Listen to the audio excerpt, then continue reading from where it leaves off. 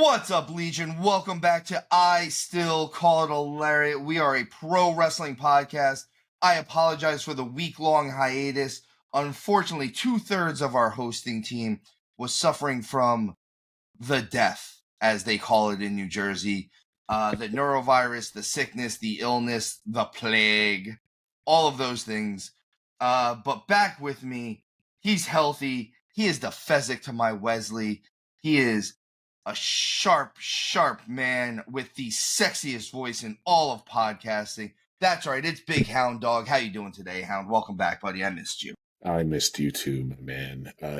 You're not wrong. That you've known me a long time, man, and I don't get sick. And even if I am sick, I say whatever. I couldn't get out of bed for like 4 days, dude. It was rough. But I'm happy to be back. Everybody out there in the Legion, I hope you are doing well. I hope 2025 is nothing but fortuitous thus far and continues on that trajectory. I am excited for what the future holds. Got a funny feeling there's going to be some big stuff coming from I Still Call It a Lariat. Who knows? You just may very well see our faces and hear our voices other places. We may be invading every corner of the intranet. Here we come, world. We're coming for you. Real quick, I want to give a shout out to the Wrestling Society Network. I have joined their ranks when I'm not here.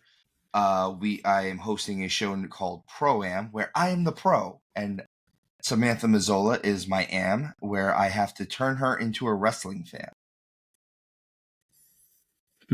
It's an interesting concept. I like that, actually. That's yeah, it's pretty cool. Mm-hmm. So basically, we watch random clips. I don't get to pick the clips. I don't have anything to do with it. There's a producer that picks the clips, puts them in front of us, and they all have something very important to do with the wrestling world. And we get her reaction, and then I have to explain to her why they're so important to wrestling. The very first clip we watched was Jay Lethal and Ric Flair. And listen, that is one of the hallmark moments in the history of pro wrestling when Ric Flair had a woo-off with Ric Flair. Yes, it's amazing. It's the first time I saw that, because I didn't see it live, unfortunately. The first time I saw that, I was in tears because, folks, if you haven't seen that, Jay Lethal became Ric Flair. He might have sounded more like Ric Flair than Ric Flair. And that was after he had already become the Macho Man. Jay Lethal is so good. This past week we had a couple different clips, and I was kind of it made me excited because the stuff she got into was the stuff that you and I get into. So believe it or not, she watched one of the original Ricochet Will Ospreay matches, and her words were, "It's boring." I was like, oh, she's like, it just seems like choreographed, like a dance. Like no one seemed like they were actually fighting. I was like, it warmed my old school wrestling heart. Ta-da! Yeah, like we're like the way we said it is, she's a wrestling fan. She just doesn't know it yet. Yeah, you know what's cool, man. And okay, show her a couple manias back. Show her the triple threat with Gunther, Sheamus, and Drew McIntyre, and say, "Here you go. Does this seem like a dance, or does this seem like three large men killing each other?" That was one of my favorite matches ever because they did not care how badly they beat on each other. No, not at all. But let's get back on topic a little bit. We got to give our shout outs to our nonprofit organizations, of course. It's been a week since I've heard them from you, or 2 weeks since I've heard them from you, so we definitely have to check these out. First, of course, is Tap Cancer Out, a series of jiu-jitsu tournaments that help out with varying cancer relief funds, including, but not limited to, Alex's Lemonade Stand, the American Brain Tumor Association, Isabella Santos Foundation, Little Pink Houses of Hope, Camp Sunshine, Christopher's Haven, the Sidney Kimmel Comprehensive Cancer Center at Johns Hopkins, CureCervicalCancer.org, First Ascents, and of course, Tom Coughlin's J Fun. I've missed it. You've been sick. Come on. And we really love the J Fun. I don't got much left, man. I'm still hurting. It's okay. It was good enough. I appreciated it. The other one we are starting to talk about again is, of course, the American Red Cross and their varying disaster relief fund. With it being the end of days as it is these days, um, between hurricanes and it being snowing in Florida and wildfires in California, all of they help out in so many aspects to so many of these things, folks. The links for all of these are always going to be in our descriptions. Please help out however you can. And of course, the last one, this is the one that is probably the most personal for us, and that is the Chris Bay GoFundMe. I have gotten a little bit more good news. I believe Showtime is the one who actually told me, but there is just pure proof that Chris Bay is at least limitedly walking again. And that is, man, like we keep saying, selfishly, we want him back in the ring. Unselfishly, we want that man to be able to do all the things that he wants to in life. And I love the fact that the wrestling community has come together for this one. Hound, I know you're on board on this one as well. Absolutely. Keep going, Chris. Know you're in my prayers, bud. Definitely. And like it, again, I hope that that man gets to accomplish everything he wants in this world. Everything. I hope he comes back and is just a full-on world champion after this whole thing, or makes it in music, or whichever one he wants to do at this point. But first and foremost, get better first, our brother. And with that said, Hound, I heard we're a pro wrestling podcast. I think we're supposed to be talking about that wrestling stuff, right? All out. Yeah, all out. It's been long enough. I haven't spoken this about week. wrestling. This week we're going to talk about wrestling. Next week we talk about football. On this day. On this day. Perhaps not on the morrow. Not but on the this morrow. day. On this day, we talk about pro wrestling. Absolutely. So first things first, Hound, we've got Ricky Starkson asking for his release from AEW. How do you feel about this one? Because I know I have my own opinion on this. I'm all for that. You have to work out your contract, but at the same time, like, there's certain things that I feel about this one. So obviously we haven't been in any rooms and seen any discussions. So ultimately, the people who know the whole truth are going to be the who's who in AEW when it comes to the brass, if you will, and Ricky Starks himself. So they've been pretty tight-lipped about everything. Like it's just he was gone. I understand asking for his release. It seems they have no plans on using him, and I understand this is the whole keep him there and keep him away from the competition as long as you can. And right now, AEW is losing every head-to-head to the competition, and not just losing spectacularly. I get it because Ricky Starks has a tremendous upside. The problem for me, at least, in how this is being handled. Okay, I mean, you and I both know, man, business relationships come to an end. Whether feelings get hurt, whether it's, hey, it's, I've reached the end of my life cycle here with you, and I'm ready to go start a new thing. Ultimately, when folks see this, especially since Ricky Starks is a talent that, do I see him getting pulled straight to main roster in WWE? No, but I see him being an important part of NXT. I see him being a very important part of NXT. And the moment you do something like that with a guy like him, any talent looking to potentially leave WWE, when they see this, AEW's got enough bad press, if you will. This doesn't help their cause. Like, at this point, I get it. I would have granted the guy his release, worked out the logistics on the contract on the back end, even if there was, money owed or anything else like that, call it a wash. But that's just me. I think in this case I would have definitely.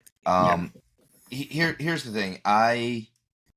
I understand the idea of like Ray Phoenix, where they were saying, and Tom Peastock, the former Baron Corbin, has said that he is in full agreement that if they paid you while you were hurt, then you should stick out your contract for that time that gets tacked on. I don't disagree with that. Yeah. My disagreement with any of this is if you're going to keep these guys under contract, use them.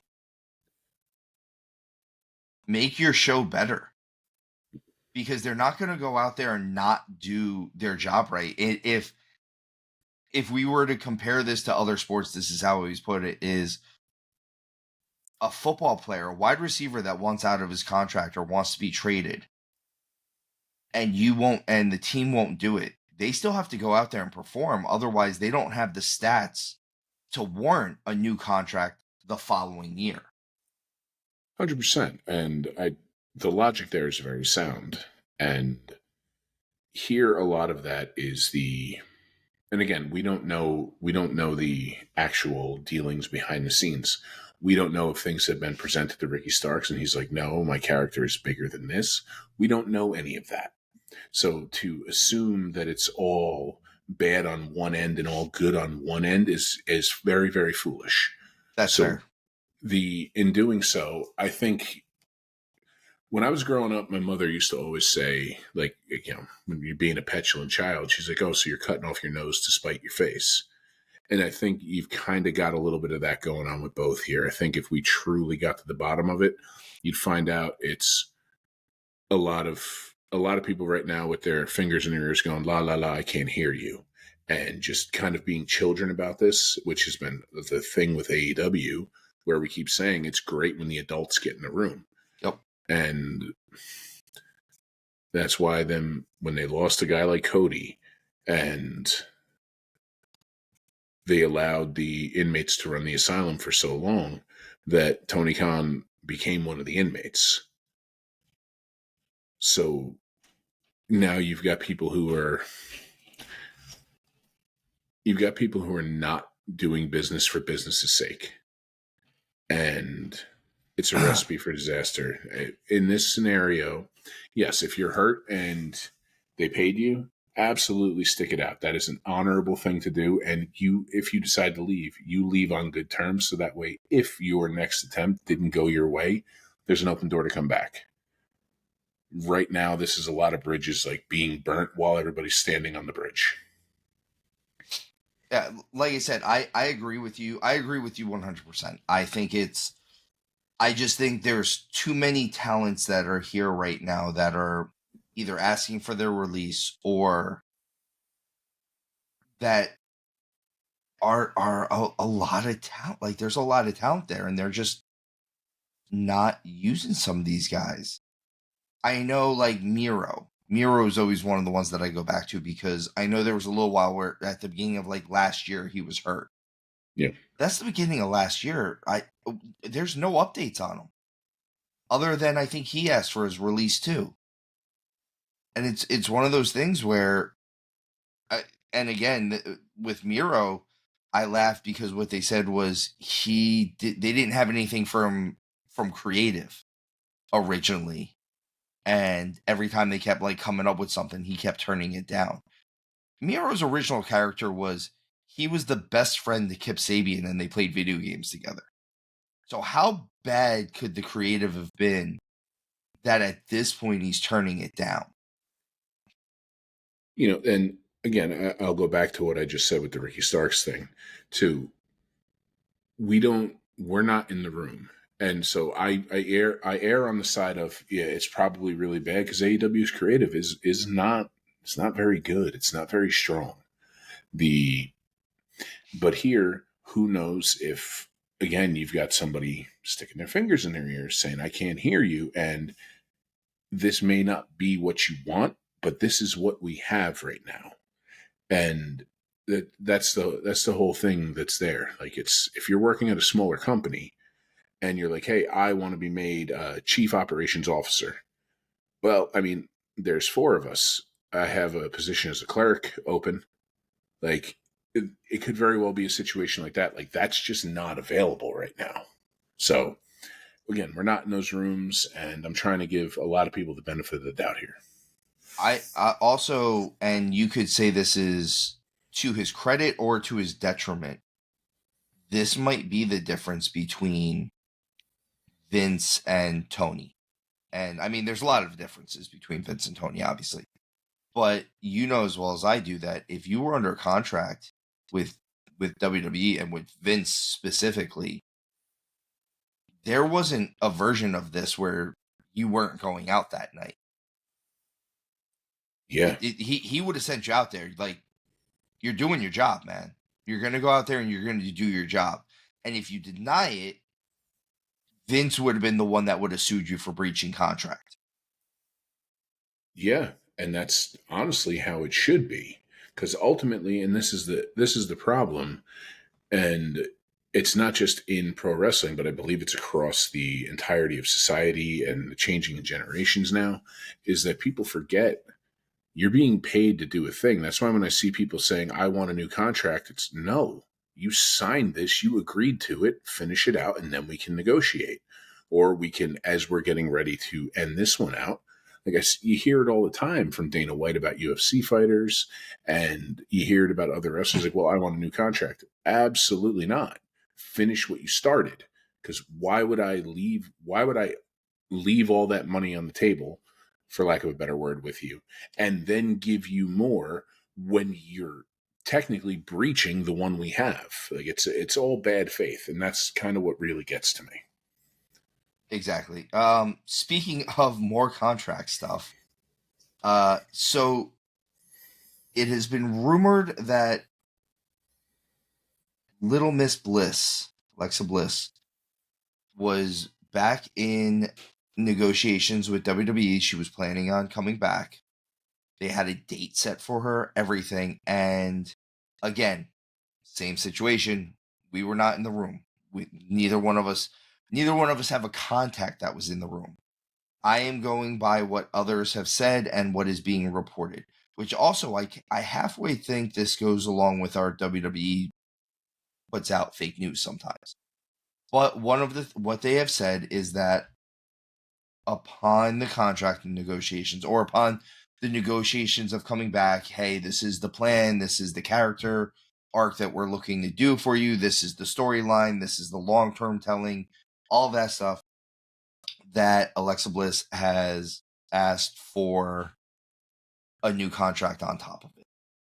And they denied it, saying, no, we gave you basically 2 years off for baby time, which they did. I think the last time she was officially involved in WWE on screen was sometime in 2023. So almost 2 years now. And now you have to come back, and we're not going to give you a new contract when you haven't honored almost 2 years of your old contract. This time, in this case, I do agree with it. This isn't the situation of, again, like I said, you're out on injury, you're out to have a baby, you're out on maternity in this case. You don't get to ask for a new contract. As to where my point with Ricky Starks was, they just weren't using him. If you're not going to use him anyway, let him go. Where this is, and I almost think that this is one of those, like I said, fake news situations where they're throwing that out into the ether and into the internet, and we're going to buy into it, and then all of a sudden she's going to be at the Royal Rumble. There's a high possibility that it goes that way. I mean, and that's the thing. You know, what's that old saying? The only bad press is no press. If it's got people talking about her, and then she shows up, you know, it only boosts her stock. So, but again, if there is truth to this, then yeah, no, sorry, you don't get a new contract. Like, you finish out what is owed. I think she just needs a new contract because her husband needs more hair product. It's hard for your hair to stand that up straight like Goku, bro. Yeah, I mean, it takes a certain power level to keep your hair there. It's at least Sure. 9,000. At least. Yeah. Usually over 9,000. Yeah, it would be over 9,000. That's why Nappa didn't have any hair. It's true. Pathetic. 8,999. Pathetic. Pathetic. The last bit of wrestling news I want to get into is, because we have not talked about it at all, is the WWE and TNA new business arrangement that they've come up with, where essentially they are going to have an actual open business arrangement between the two. I believe that here is where my pros are and here is where my cons are. My cons with this: TNA is just an extension of NXT at this point. And I think that's going to be where it's at, except for guys like maybe the Hardys and some of the other guys that they have. My pros, and this is a big pro. One of our biggest things, and as much as we love TNA, our biggest thing is their production value is kind of below where it should be. I could see this being, because if this is a business agreement, there has to be money coming into that.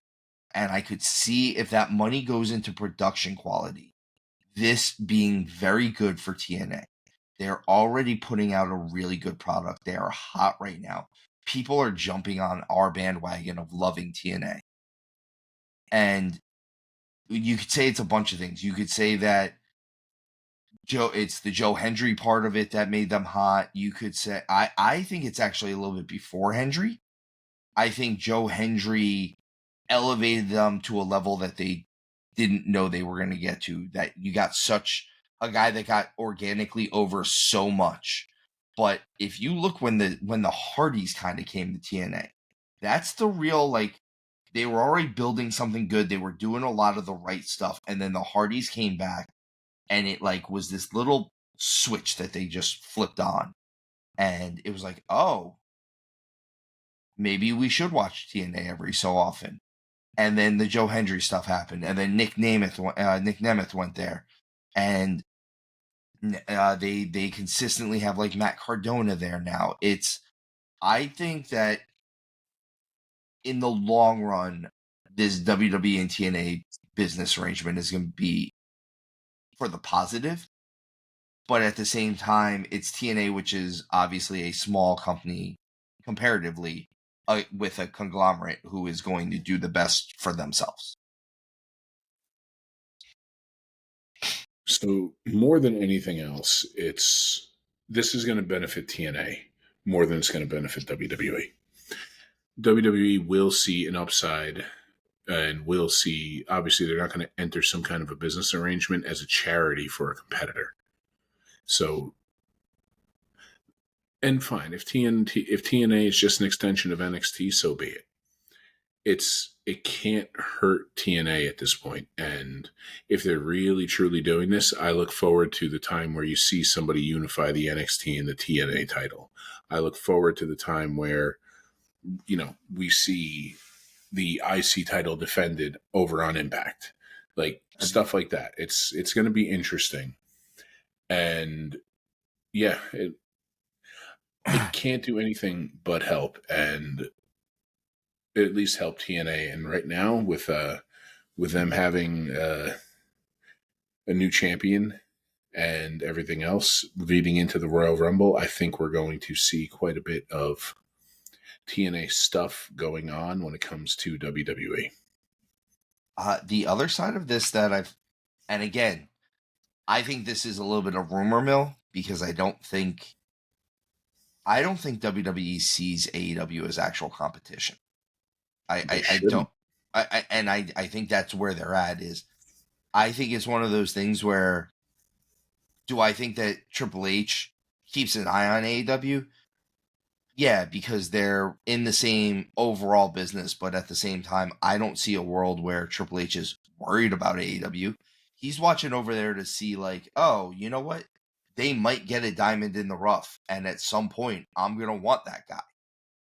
Or I'm going to want him to go somewhere else, or there's going to be someone over there that's everyone's going to tell me is hot, and he's going to try to come over here, and I'm not going to want him.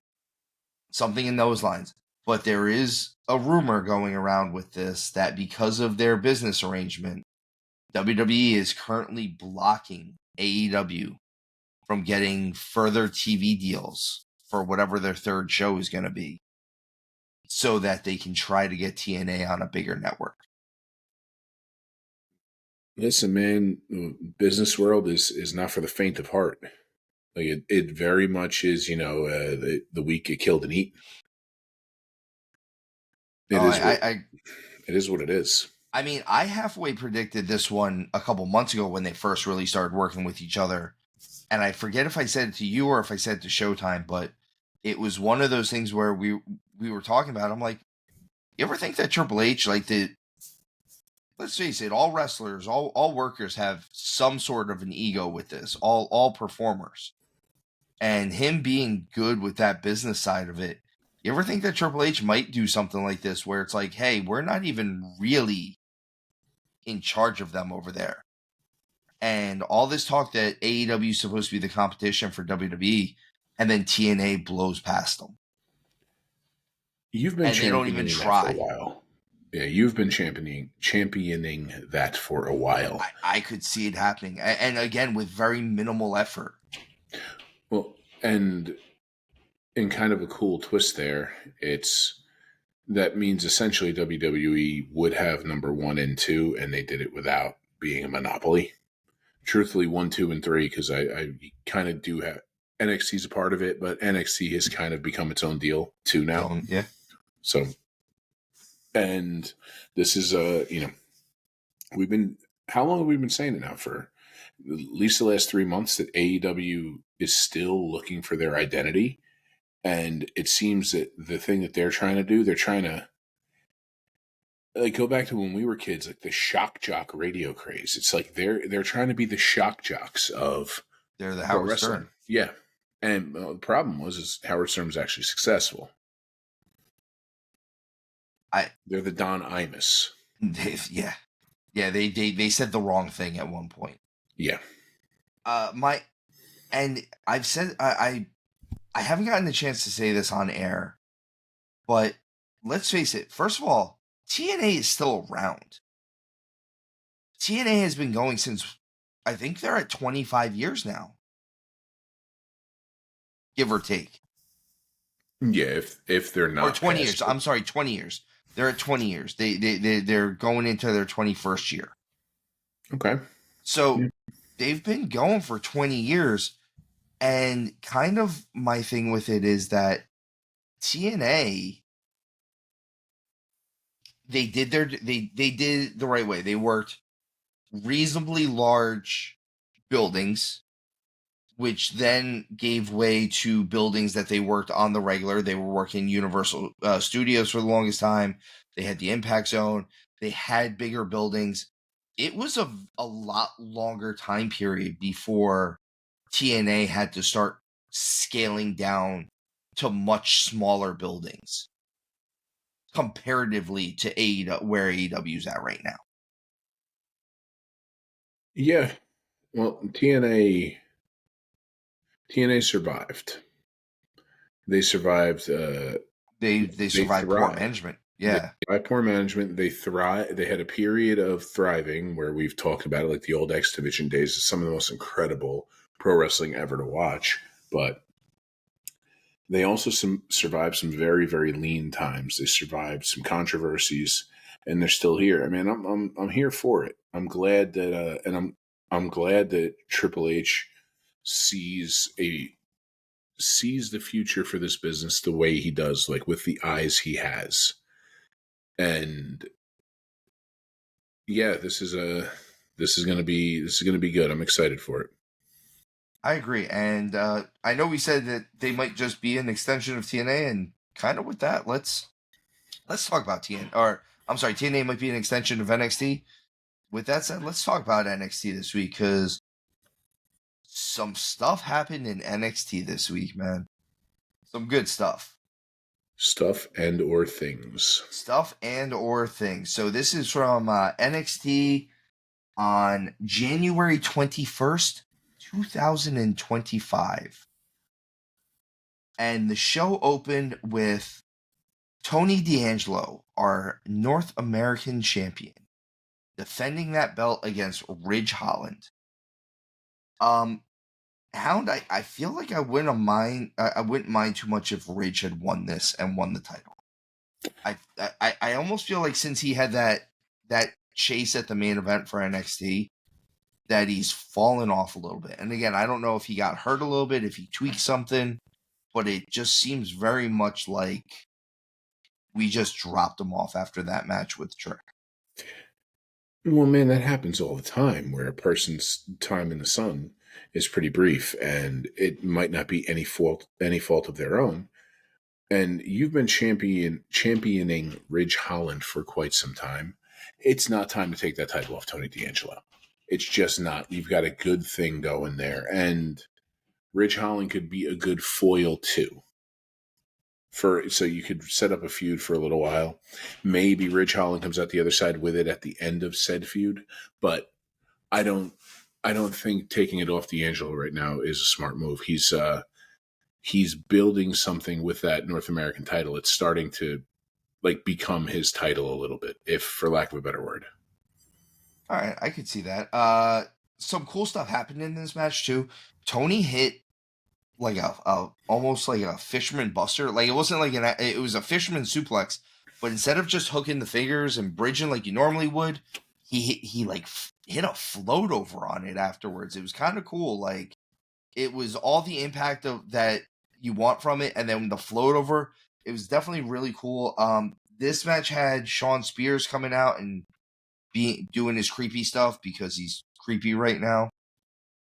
And then at the end of this, it looked like Ridge was actually going to win this, and to go along with, like I said, Shawn Spears being creepy, Izzy Dane comes out and nails Ridge with a big boot, and the Don puts him up in that spine buster and retains the belt. So he keeps the North American title. This furthers the Shawn Spears stuff with him. This furthers the Izzy Dane stuff with Shawn Spears. There's more stuff that happens later during this show that I don't want to jump the gun on and, bury the lead too much, but I think that they're going to keep furthering a lot of the aspects of this storyline.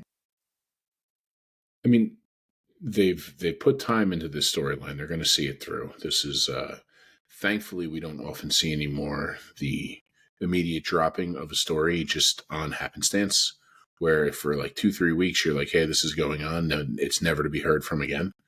So I'm interested to see what they'll do with it.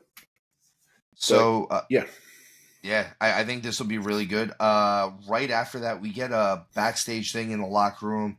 It's Wes Lee and his tag team, the guys that he's managing, basically essentially bad-mouthing everyone else that's in there, tell them how they're, how you should be listening to him. Oh, he's talking to Dion Lennox at the time. And it's eventually leading to a match with Wes Lee and Dion Lennox. But during the trash talk, Trick Williams comes in to put his bag in. And Wesley goes, speaking of former champions, we got Trick Willie over here. Man, looking a little lighter without that title. And without saying a word, Trick Williams comes over and slaps Wes Lee like he owed him money. He hit him so hard, and I will give Wes Lee all the credit in the world for selling this the right way, because he fell and was stupefied into the lockers. And I was like, this is great. It was one of those, he slapped him so hard, I think Wes Lee's kids felt it. Yeah, I mean, this is kind of what they've needed from Trick. They've needed this a little bit. Mean streak. Yeah, let's. I'm looking forward to what they do with it. I am just hoping that this doesn't turn into a third NXT title run here in the not so distant future. I agree with that. Again, this was just a very little bit, and then we get a Bayley in-ring promo. Bayley coming back to NXT for a little bit. She, during it, Julia comes out and tells her that unlike Roxanne, Julia does look up to Bayley and really respects and honors what she did for the NXT title back in the day, and even where she's at now. I've looked up and read that and heard that Julia is, I think she's required to work with an English coach 2 times a week right now. And she's actually doing it like 4 times a week right now because she understands how important the on camera stuff is, which I fully respect that woman for doing that. Like, she's taking the extra steps. And don't get me wrong, I think there's times where she can't do it because they're on the road or whatnot, but for the most part, she is, if she's not at wrestling training, she's training for like at the English speaking side of things. So when Julia first came there, and it might have even been myself when said this, that my fear is the language barrier for her, because she's got all of the things. She's very, very good in the ring, like stupendously good. She's got the look. She's a beautiful woman. The music is right. She does the little things. She's adapted kind of quickly and pretty damn well to the American WWE / NXT style. So her doing this, where I believe the way we had said it was it was because her and Stephanie Vaquer had like debuted within, what was it, like weeks of each other, kind of thing. It very close to each other. If it wasn't, it couldn't have been more than 2 weeks. And we saw them together, and Stephanie Vaquer was coming off like more of a star in that moment. And I think the thing is star is written all over Julia. And I think somebody got in her ear and explained that to her, and she's, taking this and running with it as far as she can go, because I believe she is destined for the main roster and destined for big things on the main roster. I completely agree. And I mean, could you imagine her working with some of the girls on the main roster? I think we'd get some hellacious matches. I'd like to see her and Bianca Belair. Like to see her and Bianca Belair. Obviously, the one that stands out a little bit would be her and Io. Mm-hmm. And her and Asuka. Yeah, her and Asuka. Obviously, at that point there would be no language barrier, but I wouldn't mind seeing her and Liv go at it. Yeah, even her and Rhea. Her and Rhea would be good. I think her and Rhea would be very good. These two women end up getting interrupted during their love fest by Roxanne and Cora. The fans during this segment are booing Roxanne and Cora like they boo Dominic Mysterio. And I think this is a great test for these two developmental women. Say what you will, no matter what, no matter how great Roxanne is, she's been kind of a big fish in a small pond at this point. Well, she's been a whale in a puddle. Yeah. And in that case, though, you can only work. And I'm not saying this as a detriment to her. Unfortunately, there are scenarios that she's not been able to deal with, like an entire crowd booing so loudly that she can't get her promo out. And this was the time. And I will say this: Roxanne looked like she adapted very quickly to it. I don't think necessarily Cora didn't adapt to it. It's just I needed to see where Roxanne was with this, because Cora in this scenario is very much the sidekick, unfortunately. Or not unfortunately, but she naturally falls into the number 2 spot between the two of them. Yeah, and this heat with Roxanne is very organic. I think it shows a lot for her upside. I think she is destined to, in a weird way, the kind of vibe I get. Do you remember when AJ Lee came out and basically told all the other women that you're all really bad and I'm not? I get that kind of vibe from her, and I think we're going to see some of that where she's, a heel, a portion of the crowd will love her because they love what she's doing and they're like, yeah, what she's saying is true. But I think her cheers are going to be the boos, and I think she's going to do really well getting them. I agree. And like I said, it took her a second because I don't think she's ever dealt with this situation before. And I think she even realized, because there was a point where she was just going to try to talk over them. Yeah. And she stopped herself and like kind of regrouped and like figured out, okay, I'm going to have to change my cadence to talk almost in between the boos. So it was, I was, it was nice to see. I like that they were able to stay on point. The next match on the show is Wesley versus Dion Lennox. As I said, that was getting set up earlier. I think I want to like Dion Lennox more than I do.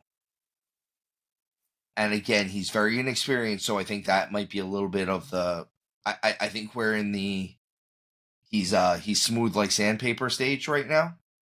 He's very athletic. I know at one point I compared him to Jason Jordan, and I think he has the same look as him.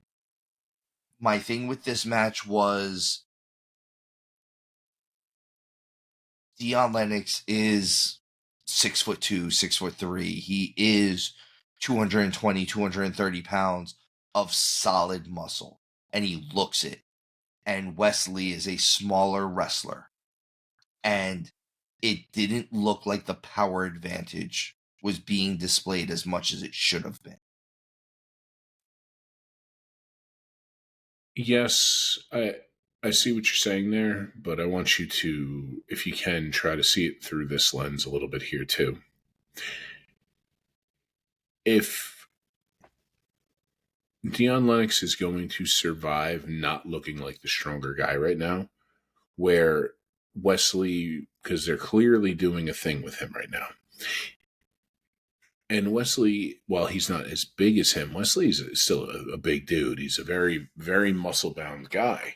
So it's okay for Dion to not look like he is, blowing him out of the box when it comes to strength. And if he had, it's going to do a lot to discredit what they're doing with Wesley at the moment. I think my critique on this is actually a little bit more on Wesley. Believe it or not, there was certain spots that he looked like he was phoning it in. Maybe he was. And maybe he was. And again, not everyone goes out, not everyone does it, 3,000% every night. Sometimes those are the nights where you just don't have it. It's like any other job. And I don't want to, I'm not taking anything away from Wesley or his legacy or his proverbial ceiling. I think he's amazing. It's just tonight, on this show with this match, it wasn't there. And again, I know Dion isn't exactly the most experienced guy either, so maybe they were just seeing if they had chemistry together. After the match, Trick comes out and goes after Wes. He takes out both of the other two guys from the tag team that he's managing, and it very much seemed like Trick was finally Trick was being more serious, which is what we have been asking for. Again, that mean streak, a little bit of that killer instinct. It seemed like even the promo he cuts, it's not a real promo. It's just, you want to see me in Atlanta next week? You got it. Threw down the mic. And sometimes less is more. Yeah. I think being away from that title is going to benefit Trick right now. I think the title made the man with him, and it wasn't the man making the title. And so I think this is going to give him a chance to hone more of his craft, so that way when a title run comes around again, because one will, and maybe not the NXT one, but it could be a US title, IC title, whatever it is, he'll be in a position to define the title. I agree with that. And I agree that we should keep him a little bit away from that title. A match I was really excited for again. Heritage Cup title match. Lexis King, the champion, rematching Charlie Dempsey. Hound, you and I have been all about these two going at it. I could probably watch these two go at it every week for a very, very long time before I got bored of it. And I put it this way. If I was watching Brian Pillman Sr. wrestle William Regal every week, I'd be a happy camper too. Absolutely. I mean, look, the match the match accomplished everything it needed to accomplish. We got to see just how good Lexis King is and how good Charlie Dempsey is. Which I mean, at this point, it's if you're the only way you don't know how good they are is if you're living under a rock or if you're not really a pro wrestling fan. Because if you are, then you've definitely heard of these two and have been told to check them out and have been, all right, these guys are really incredible. The only issue I had with this was the low blow portion because I thought it was time to put this to bed and move these two apart. You now have a reason to keep them together still because, the lack of clean, if you will. I agree. Especially this was a true low blow. Yeah. This wasn't this wasn't the New Year's Evil unintentional low blow. He hit him with a low blow. Yeah. And then hit his finish. I don't know. It almost seems like this might have been a way of them going back on being like, oh, I was tricking you the whole time. Maybe because the old way wasn't really working as well as they were hoping it was going to. It could very well be the case there. This is their reset, sort of. Maybe. And for me, it's I'm fine with the heel doing heel things, unless it's the point where the heel is coming out the other side of this feud as the victor, where it's time to no dastardly stuff. We now put distance, and if we're going to bring them back together, we bring them back together down the road. Also, I don't hate the Heritage Cup, so I don't want to make it sound like I do. But this is another one of those titles that if we were going to transition one, this could be a cool belt, or this could be a cool championship to eventually transition into a TV title. Yeah, or just turn it into some kind of a tournament that gets you a shot at.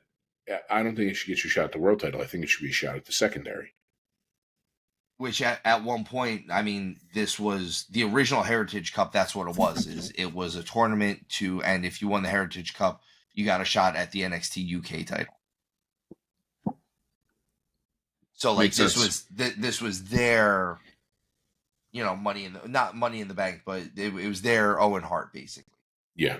All right. Next match on the card is going to be Carmen Petrovich with Ashante the Adonis, because they have officially made things solid and good and they are together now, versus Jada Parker. I've actually been waiting for something like this with Carmen. They kept her in kind of the soap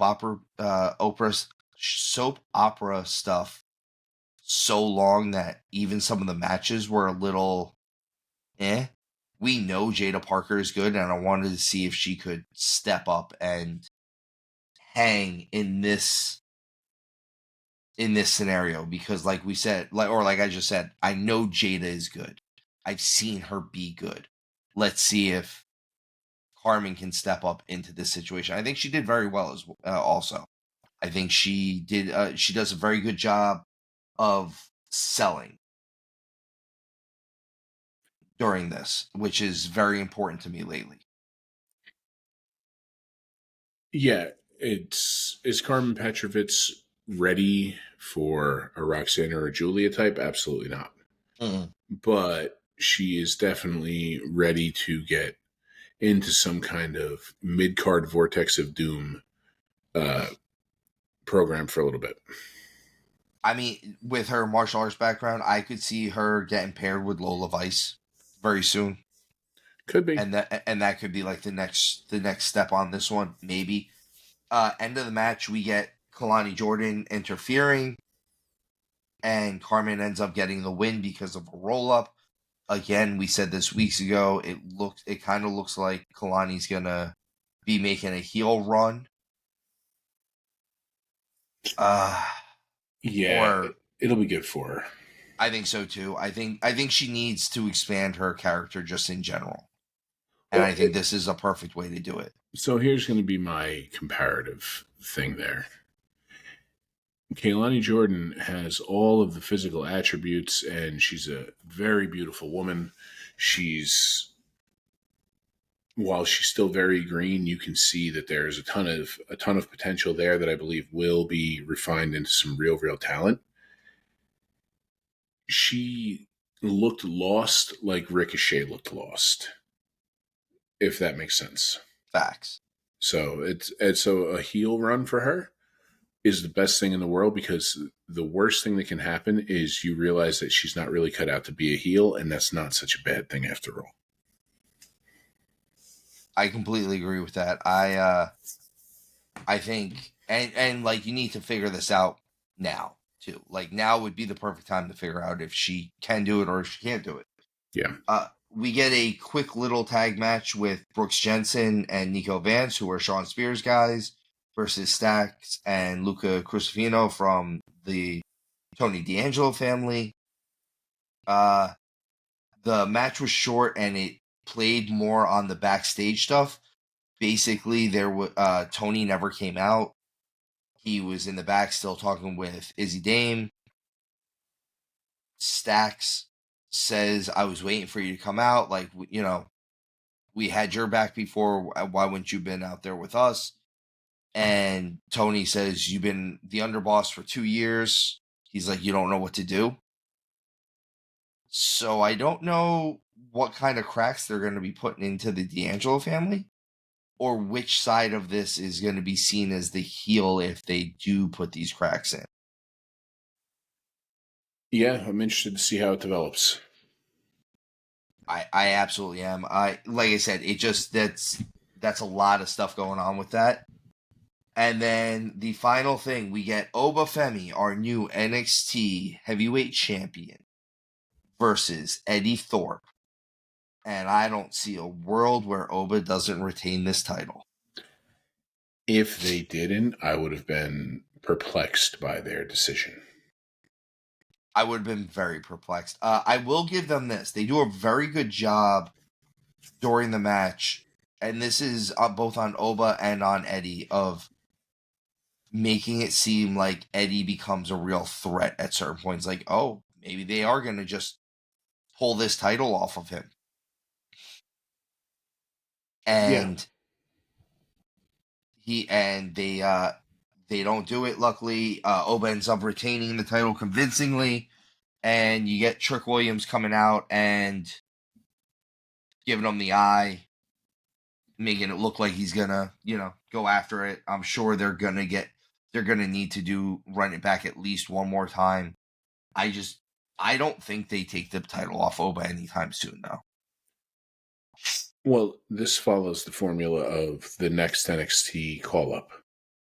You drop your title, you become a little bit more heelish, you get another shot at it, you lose in a really incredible match, and kind of get your goodbyes. The champion tends to leave the challenger there in the ring at the end. And this is where everybody realizes, all right, we're saying goodbye to NXT. I agree with that. And like I said, I think Trick is on his way up. I think Oba. I wouldn't be surprised if Oba's not on his way up just anytime very soon. I see him going up maybe next year. Probably. I mean, that's the thing. This is a big test run with this NXT title. You get to be the guy or the gal in a really small self-contained bubble. And while it is connected to the main roster, it's kind of like that's an aquarium that the main roster is looking at. And okay, this one's ready to come out of the aquarium kind of thing. So I hope Oba has an incredible year with it. Let's see, because I see a tremendous future for that gentleman. I think, yeah, I absolutely think he's got it. Mm-hmm. So let's see where it takes him. All Amen. right, so that was NXT this week. Not too bad. They did a lot of good things. I give this like a B minus if we're grading it. Yeah, in and You know, around. I agree. it was clean, nothing, nothing too bad. Uh, they could have done a few things a little differently, but nothing. Again, I liked seeing some of the changes that they made. It was not, and some of the, for like I said during the women's segment, the adaptation that they made. With Yeah. that, let's move over to AEW Dynamite. Boom goes the Dynamite for January 22nd, 2025. And they started off this show like AEW, like only AEW can start off a show. We get Will Ospreay and Kenny Omega in the ring together as they're bad mouthing each other and as it looks like they're about to come to blows because the last thing Ospreay did to Kenny Omega before he left was stab him in the head with a screwdriver and tried to kill him and all of this other stuff. And then all of a sudden the Don Callis family comes out and Kenny goes and just starts beating up on people up there. And while he's getting jumped by the Callis family, they've got Will Ospreay being the one who's hesitant to go help him. This seems backwards to me, right? Like, shouldn't they have done it the other way around? If Kenny's the one that almost got killed, and he shouldn't be the one that's trusting Will, and they could have dragged this out another week or two. Instead, we get, there's no other way to put it, AEW jumped the shark. We got it all at once right now. Yeah, I mean, they just don't know how to tell a story, man. And not just that, but we get all of this, and during this whole thing, you get the entirety of the Don Callis family out there, including Don Callis himself. And at the end of this, Ospreay and Kenny are standing tall against 4 top wrestlers. And they set up a match for Grand Slam Australia. So after they just beat up 4 guys with no rules involved, we're going to believe that the 2 top baby faces in the company, because they are the 2 top baby faces in the company right now, can't beat 2 guys when rules are involved. Well, no, that's just impossible. That is not how that works, obviously, clearly. Well, the math ain't mathin', bud. I guess not.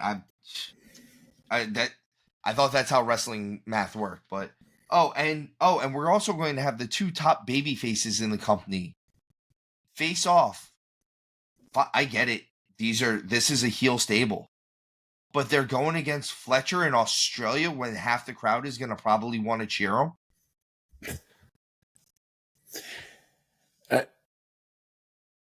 I get they're trying to do something big for down there, but what are you going to do, man? Tony Khan's probably not looking to hire you or me, so he'll continue to write subpar things. He should hire you or me. That's where this goes. We get a little bit of light at the end of this tunnel, because the next match is for the tag team titles, and it's Private Party, our champions, versus the Hurt Syndicate. And we finally get what we want. We get Shelton Benjamin and we get Bobby Lashley, and they get some belts on them, and maybe this will give a little bit of sense to the tag team division. It 100% will, because when they eventually get FTR away from the whole Moxley stuff, I'm looking forward to FTR versus Benjamin and Lashley. Yeah. Give me that. Yeah. The other thing that this is kind of I don't want to knock Private Party, because I think they've been trying. So it's not, I don't feel like this is all on them. But when they're coming out to the ring, there's two things that I noticed. One is, on their way to the ring, they don't look up. Like, they don't look like Private Party. Which means, knowing that they were dropping the belts, they were already letting it affect their match. I don't care how young you are, get over it. Yes. But again, Steve, I want you to put yourself in their shoes when you were that age, if you were suddenly dropping a title. Like, I mean, we've had people like a Mercedes Moné throw a tantrum to the point that they were no longer in a company because they were dropping a title. So it's one of those things where the maturity with that will come with time. Not everybody has it immediately. That's true. And I will give them this. It was just that they were a little, they weren't with it. The other thing that I noticed was when they were coming out and they finally had to start doing some of their stuff, like the shots. You can see Shelton Benjamin kind of mouth the words like, "This is ridiculous." Yeah. And he says it to MVP at one point. I will say this: the crowd was more for Hurt Syndicate than they were for Private Party. So I think that's I feel like that's a big determining factor of why we decided this Private Party experiment had to come to an end right now. And don't get me wrong, if Bobby Lashley and Shelton Benjamin were coming towards me and I was by myself, I'd probably, poo my pants a little or a lot. So you saying the Private Party experiment coming to an end, I wonder if this was the plan all along, so that way they didn't take that off the Bucks and kind of and take away stuff from the Bucks. Not just take away stuff from the Bucks, but take away potential really good pay-per-view matches going forward. Because as much as we get annoyed with the Bucks, man, you're hard pressed to find a bad match from them. I agree. And like you said, if you have the Syndicate come out and just beat the Bucks clean, it takes away a little. It takes a little bit of the shine off of them too. It does, and ultimately, this is entertainment. And whether you're a Bucks fan or not, they are one of the top tag teams in AEW and objectively the world. And we could possibly now get the Hurt Syndicate versus the Bucks, almost title for title at this point. I have no problem seeing Bobby Lashley and Shelton Benjamin go over to New Japan to go defend those IWGP titles against somebody over there. I would love to see it, especially some of those monster heavyweight tag teams that they have over there. What is the name of Jeff Cobb and his partner? What are they called? They're part of the United Empire, so it's Jeff Cobb and something Khan. I'm sorry, I'm drawing a blank. The Great Khan, I think it is. Something like that, but I would love to see like that. I have it. Great O-Khan. Great O-Khan, yeah. Great O-Khan. I would love to see that, because the idea of Jeff Cobb, who doesn't make sense, and Shelton Benjamin doing things, and then Great O-Khan, who is a big bruiser, having to deal with the fact that Bobby Lashley can just simply decide, no, you're going up in the air whether you like it or not. Yes. I'll take that. I'll take that all day. But I like the fact that the Hurt Syndicate have the tag team titles. This gives us, again, it gives us more time with the adults in the room. Yeah. So we get what should be adults in the room, and that's Jeff Jarrett with an in-ring promo. I'm going to start with my little thing. This is just me asking a question. Jeff Jarrett's supposed to be the final outlaw. Can he at least just wear boots to the ring? It's just a little thing for me for that one. I get that I just want to nitpick on that before I go into the rest of this stuff. I mean, ultimately, man, it's. I see what you're saying. To me, it's not so much a big deal, but it is to you. The thing I wish is if this is really is Jarrett's last tour, like his final tour, we could have gotten like really good television out of this, and I feel like we're just not. Yeah, well, I mean, it's also, don't forget, Jeff Jarrett is time has kind of passed him by. That might be what it is. I see. And again, they're setting up the more with him and Moxley. We get Claudio coming out and lays out Jarrett at one point. Again, we're setting up a bunch of 50-year-olds as the only legitimate threats to Moxley's title.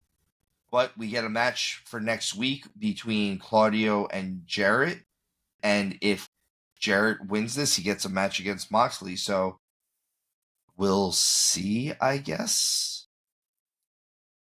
All right, so that was the Jarrett segment. Claudio comes out, lays him out, gives him the uppercut, and Jarrett throws down the challenge. It looks like we are going to get that match next week. Because that's the match I've been clamoring for.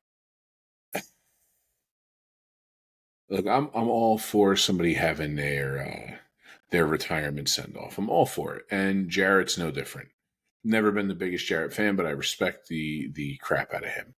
You know, bona fide world champion, cannot deny the man is legit. But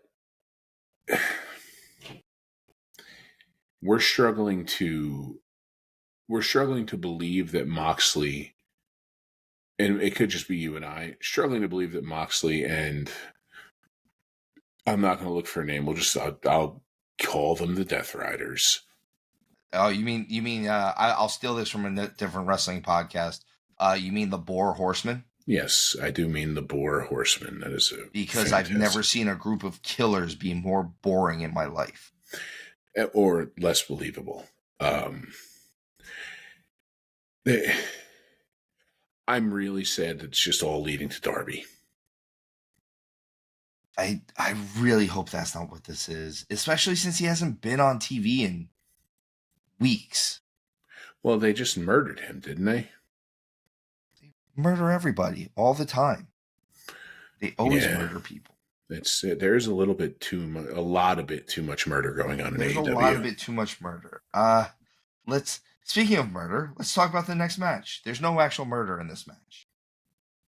We get Swerve Strickland versus AR Fox. I have questions. Why? Mainly because of the presentation of AR Fox on this programming, just in general. My question is, why does Swerve come out first in this case? He's clearly the babyface, and he's clearly the bigger star. I get that AR Fox, if you know who AR Fox is, then yeah, I get it. But the problem is you are now placating to a very, very small amount of the actual crowd. Because even the smartest of marks don't always know who AR Fox is or what his contributions have been to the business. I don't get so much hung up on who gets introduced when. There's enough other things to get hung up on. And yes, shockingly, with those two in the ring, there was not an attempted murder. There was no murder.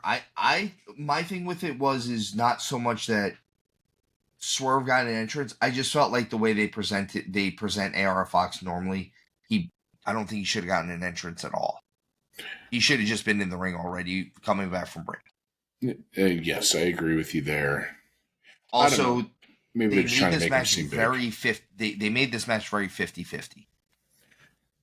Then yes, and it shouldn't have been. At best, it should have been 65-35. But the what that all says to me, the math is they're trying to make AR Fox somebody.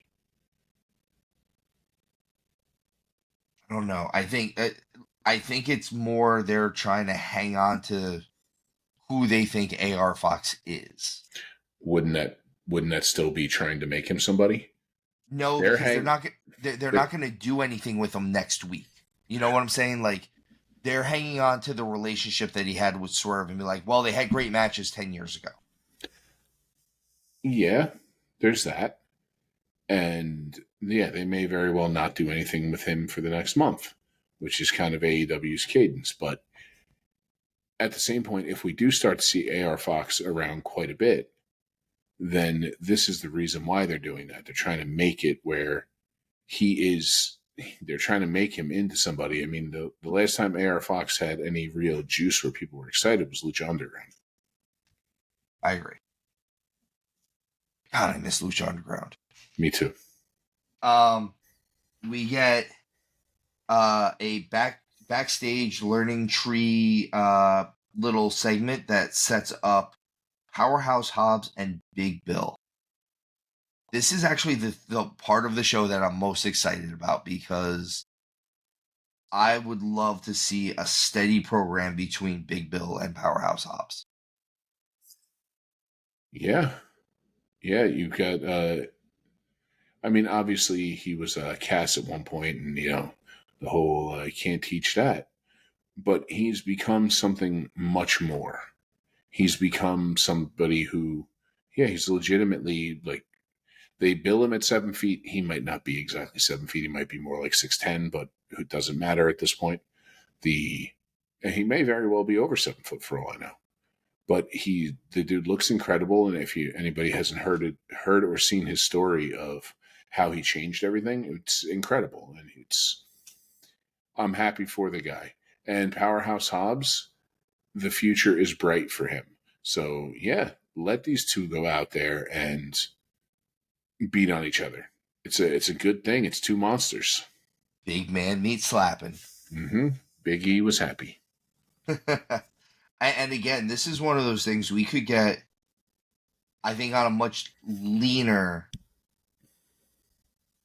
more work rate style in these two cases. But this is very reminiscent of what we just got with Braun Strowman and I'm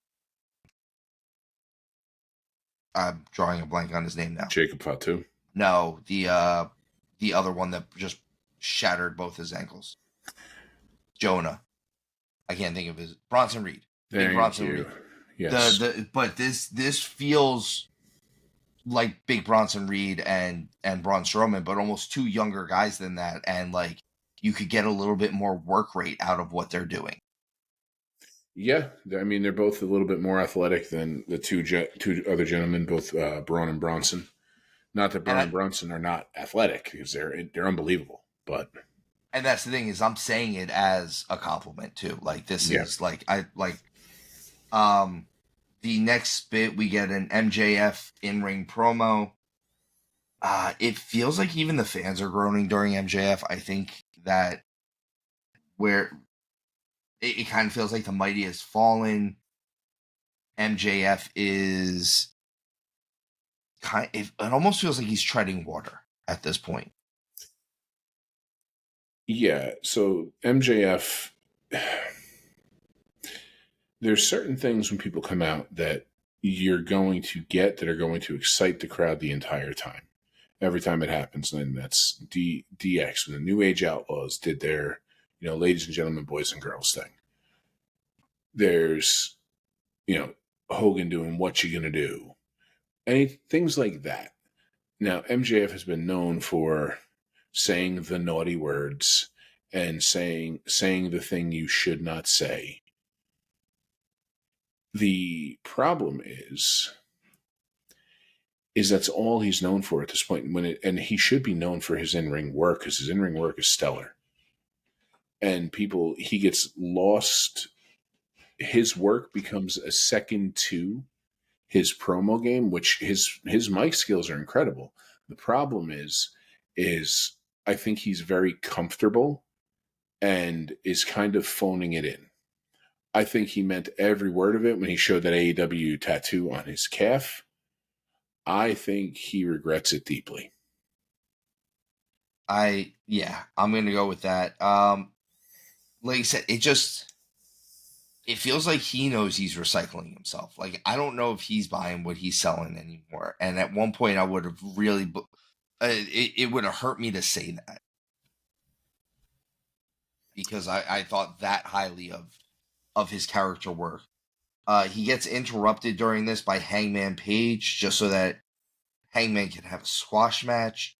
And then after that match, Christopher Daniels comes out to tell Hangman that after their last little Texas death match, that the buckshot lariat that he took from him was the last move he'll ever take in his career, and that he got the win and he hopes he's happy about it. So that kind of touched on the feels a little bit. Again, I think that was a little bit more Christopher Daniels being very good at what he does than anything else. And again, I also kind of think that's a work. We'll see, man. I mean, how many times have people retired and they have a match a day later?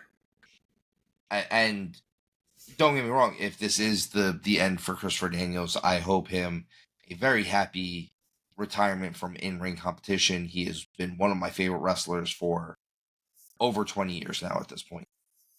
Yeah, and Legion, I can speak to that.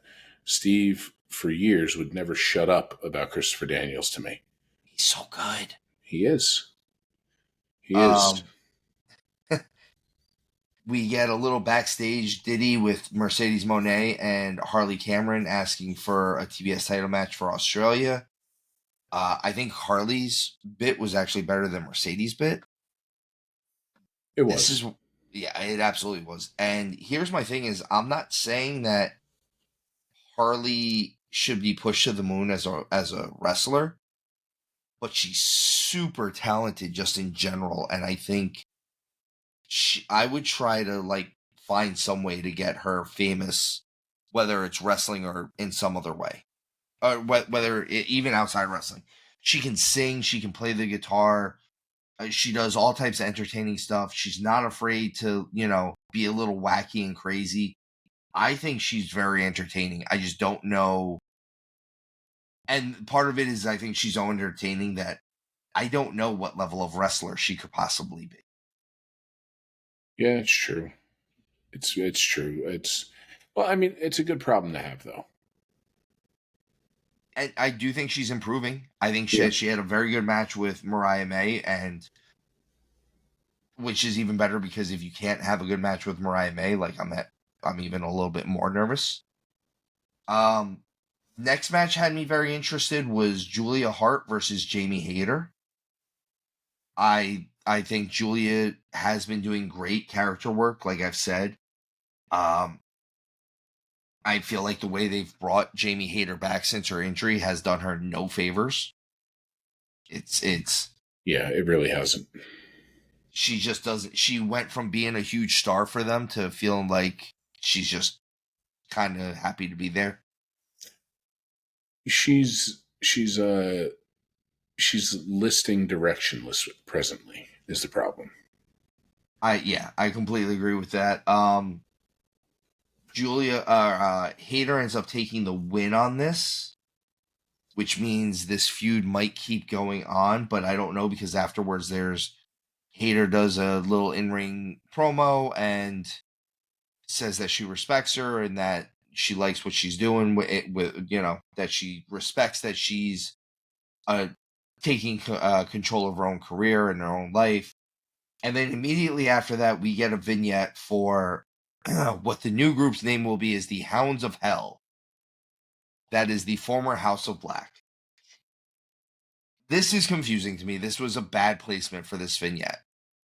One, either hold off this vignette until Collision or show this vignette at the beginning of the show.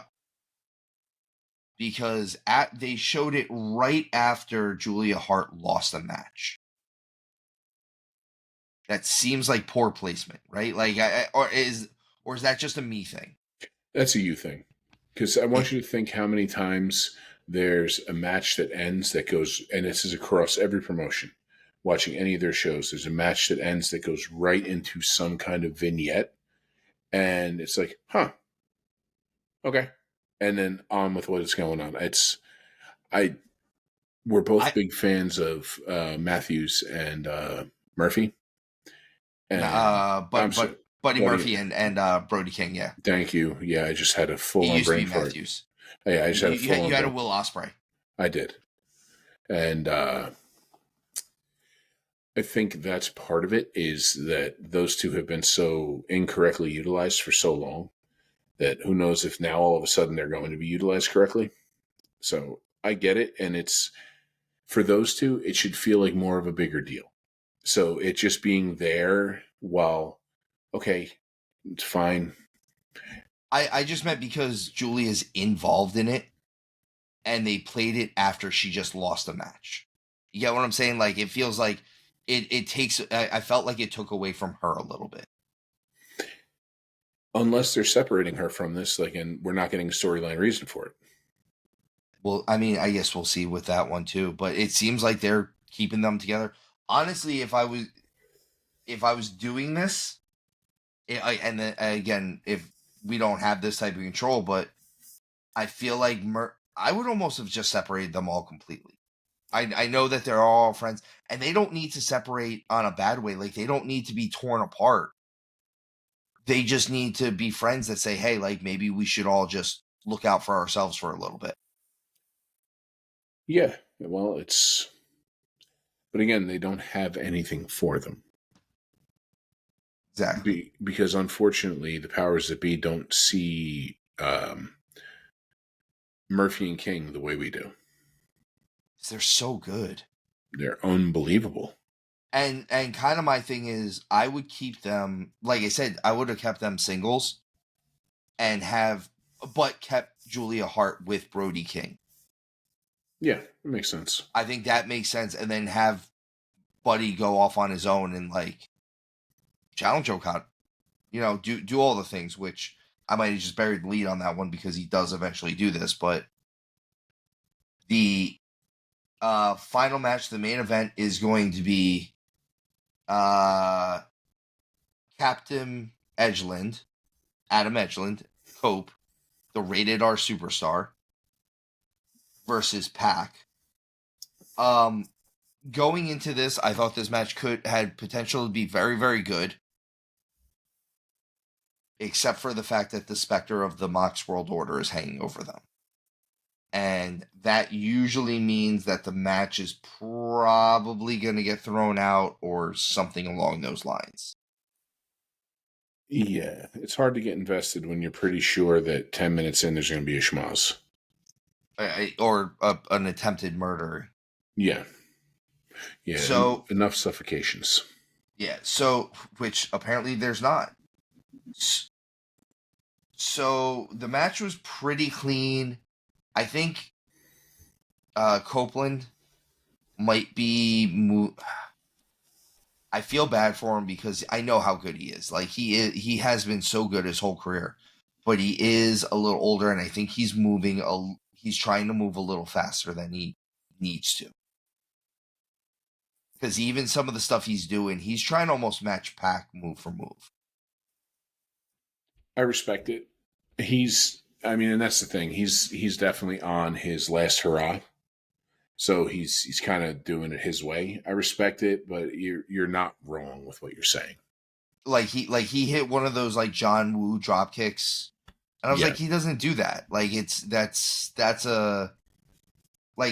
just not his style. It didn't fit how he did it. Like, it felt a little off, and I feel bad even bashing him even for stuff like that. And I respect that he wants to go out on his own terms. He ends up winning the match with a TKO. which was weird. But whatever. Okay, you won a match with whatever. But they shoot in the back, and you find out that Moxley's group has kidnapped both FTR and the Rock and Roll Express now. So now we're killing legends too. Well, good. I mean, listen, while we're at it, let's just keep racking up the felonies. They hit good old Ricky Morton with a concerto. And then they all come out and jump Edgeland. And the only person who comes out to try to save him, because everyone else has been kidnapped, is Switchblade Jay White, and he also gets decimated. Yeah, I'm kind of over the whole Moxley thing. They need to get that title off of him, and they need to get him away from it for a good long time. I think Moxley just needs to go home for a little while. Something. He needs to do something. All right, so that was Dynamite. We're going to go through Collision a little bit, just because there is some kind of cool stuff. Hound, they did cool stuff on this show, and they did one very big thing on this show, and this is Collision from January 25th, 2025. Here's my question. They went head-to-head with Saturday night's main event, which was obviously a bigger program. Would you have done, knowing what happened during this show, would you have held off of doing that until maybe Dynamite the next week? 100%. Because, so, fans, Legion, I'm going to skip a lot of this. I'm going to talk about the Toni Storm Mariah May bit. And because that's the most important thing that's on here. Truthfully, everything else on here is kind of good at best. Yeah, and one thing before we even get into that, and you live in Florida. Florida right now is very, very cold. Very cold. And not cold, I think they Florida. Were like cold. Cold. I think they said that, and they were at Daly's place in Jacksonville. I think the temperature was like 45 degrees there. 40 to 45, and the wind gets stuck in there. Yes. So a lot of that, you got folks who are not prepared to be dealing with a cold weather outdoor show. I mean, think back to Mania last year when the unseasonable cold hit in Jersey for everything that was going on, and it definitely slowed some things down. And so you had that happen with folks who can't adapt as well as the folks from the Mania roster did. So it was kind of destined to be a bit of a stinker. Not to mention, let's give these guys these guys and girls credit. They're wrestling in tights and more than revealing anything. Yeah, it's cold, man. It's cold, and you're going from warm to cold to warm to cold. That'll blow you up. That'll tire you out very easily. Oh yeah, absolutely. It will. Like need to sleep now tired, not just like feeling winded and feeling gassed. Like, oh my gosh, I'm gonna pass out right now. So let's talk about the Toni Storm Mariah May bit, just because that's kind of the most important thing on here. Yeah, I think Mariah is doing phenomenal work, and I have been. I've been saying that she's been doing great work. I think she's doing good work in the ring. I think she's doing good work on the mic. I respect the fact that every interview that she's given, she keeps saying, I can still do better. I'm still trying to do better. I'm still trying to learn. There are aspects that, like, she's like, as much as I've been doing this a while and I was over in Stardom, they didn't put the emphasis on a television match as it's important here. So I need to learn better stuff. I want to do more in-ring promos, because I feel like that's where I'm inexperienced and I can get better at. And I respect that. I respect that you're at the top of the mountain and you're still trying to do better. Yeah, absolutely. But she's doing great Mean Girl stuff. A great job of not caring and knowing that she's just kind of evil. Again, I go back to this pitch. Yeah, well, it's she knows she's got it. Like, it's one of those, like, she knows she's got it. She's flaunting it. And on top of it, she's flaunting to all the other girls, like, I'll take your boyfriend too. Like, she's walking around with that kind of energy. Exactly. And it's great. And we get her and Tony Storm, and Tony is Rockstar Tony the whole time. She's saying she respects her. She goes to give her a hug, and after Mariah gives her the hug, she nails her with the title belt and starts beating on her. And then all of a sudden, the tone of Tony's voice changes, and it becomes timeless. And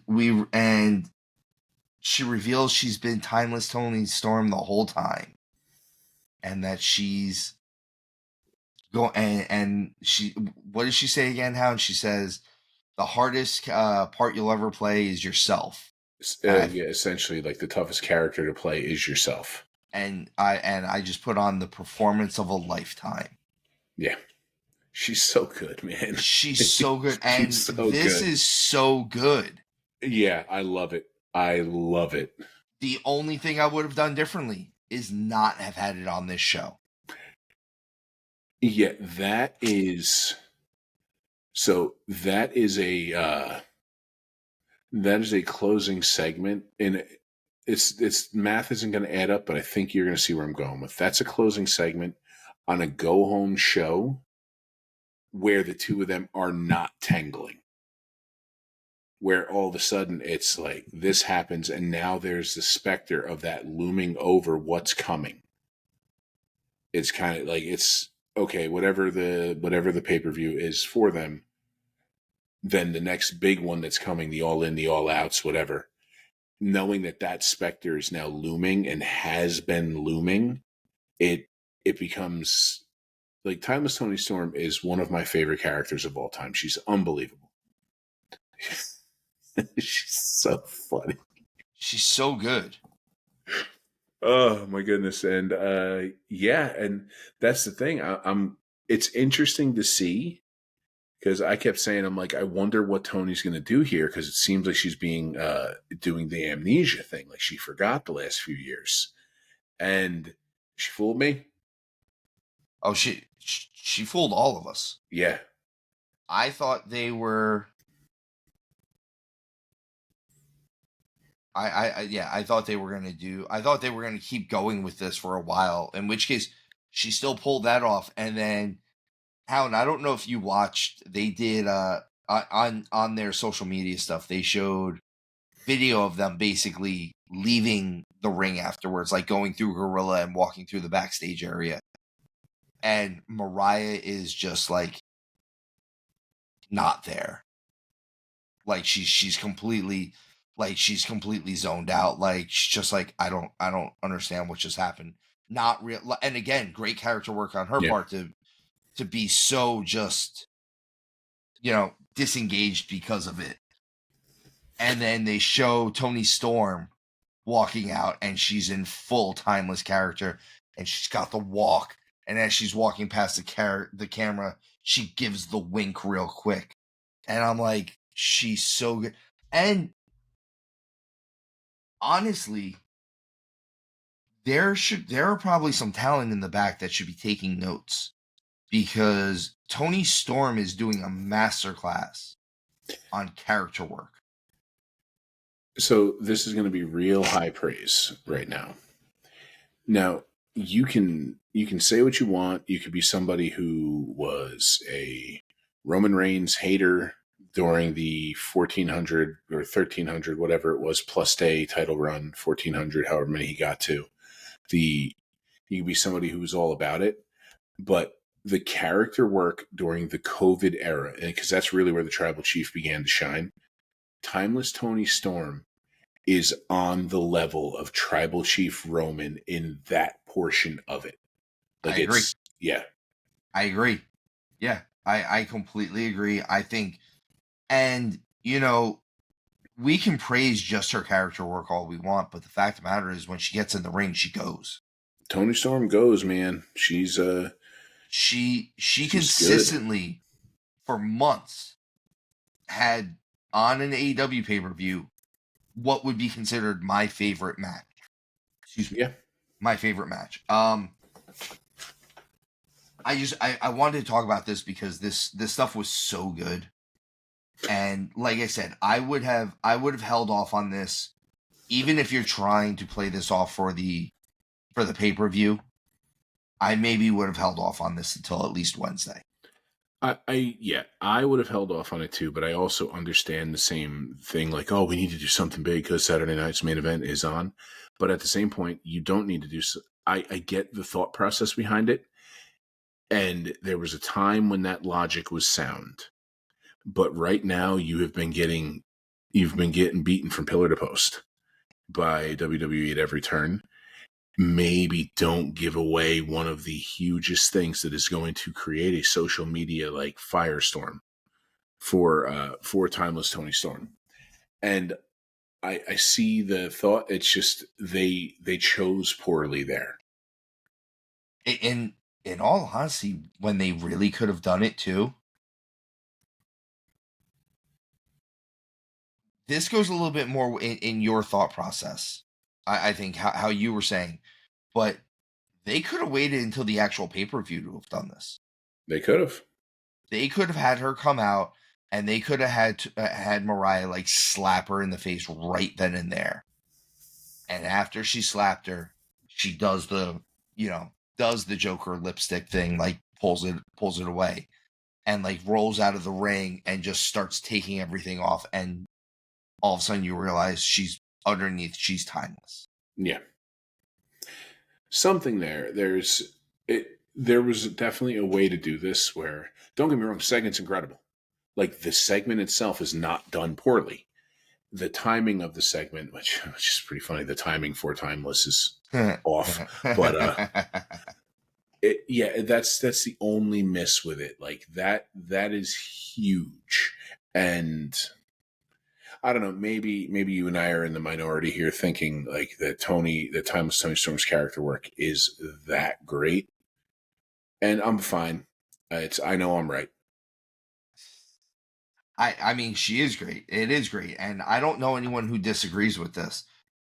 Kind of like I said, I agree with you. What they probably were thinking is we need to do something big because of Saturday night's main event. Yeah. But they're at a point to go along with what you said. You can't make decisions like that where it's like, okay, well, under normal circumstances, this is the right decision. No, they need to start making the safe decision. And the safe decision would have been to hold this off for a little bit.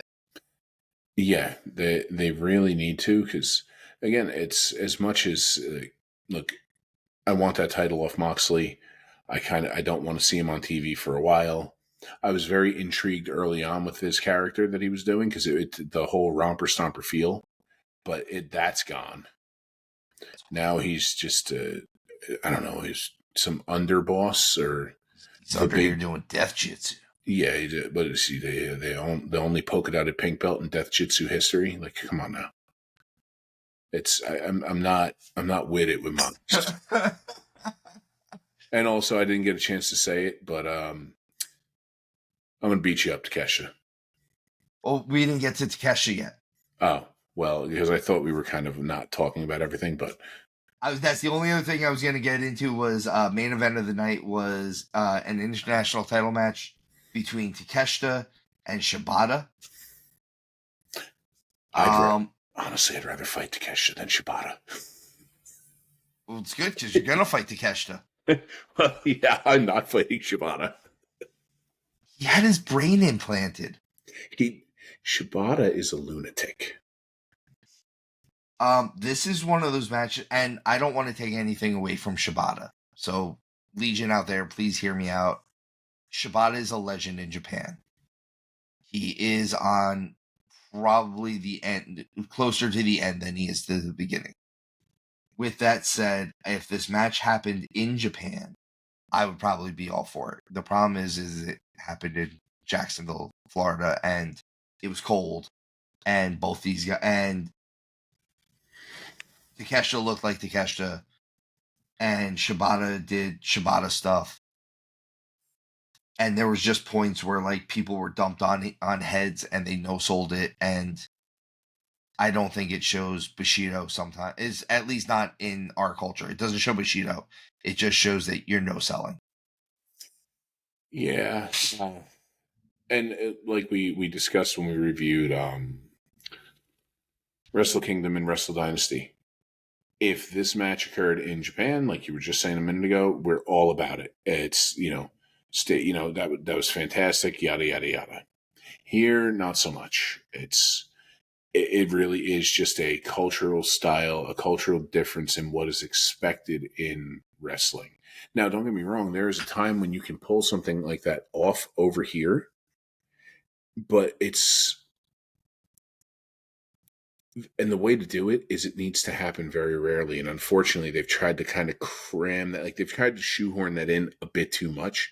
Like if we saw something like that once a quarter, it'd be cool. I agree. But it's so saturated with that stuff now that AEW gives us this all the time. And don't get me wrong, there's some stuff on WWE television that does it too. Yeah. Where I don't want to absolve everyone from anyone from this. There are guys that are doing this, and every time it happens, I'm like, stop doing a spear, stop doing that. It's in the same vein. But Takeshita wins. He should, but he wins after hitting literally every move in the book. And I don't know, man. I think Takeshita could be one of those guys that he doesn't need to hit every move to win, especially not to win.